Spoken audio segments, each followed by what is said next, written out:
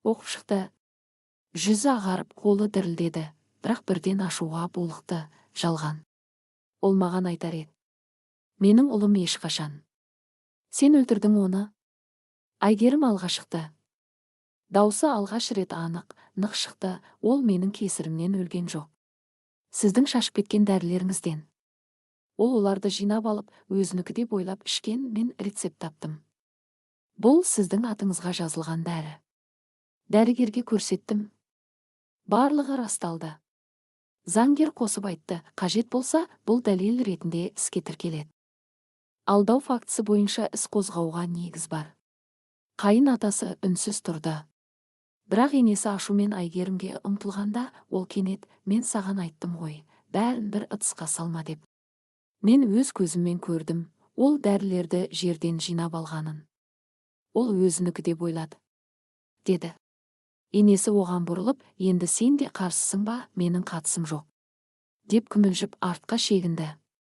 Айгерім оларға тыныш қарады, ашусыз, бірақ шындық берген сеніммен, сендер мені ештеңесіз қалдырмақ болдыңдар. Мен жоғалып кетеді деп ойладыңдар, жиналыңдар, бүгін бұл жерде қалмайсыңдар. Мен сендерге бір күн бердім. Екінші мүмкіндік болмайды. Енесі үнсіз қалды, ауаны жұтып сөз таба алмады. Заңгер сабырмен сағат 20:00-де кілтті иесіне тапсыруды тексеремін. Әйтпесе полиция шақырылады деді. Кешке қарай қайын ата-енесі қарғап-сілеп ақыры үйден шыққанда.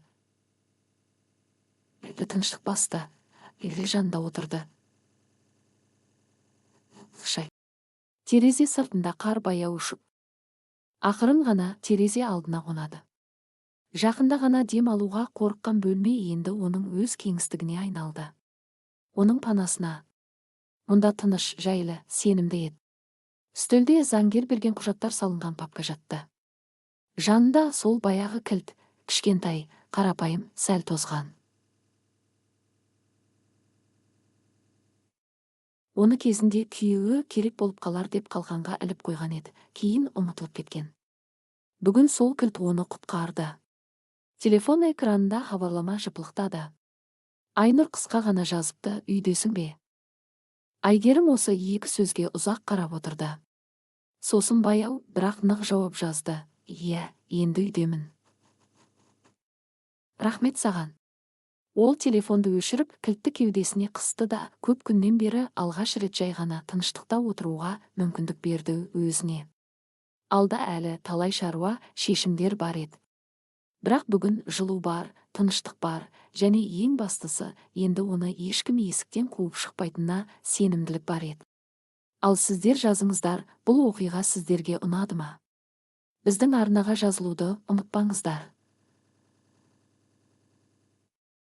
Жақын күндері мұнда тағы бір әсерлі оқиға шығады, мінездің шынайы күші, махаббат пен қиындықты жеңу туралы. Қалдырмаңыздар.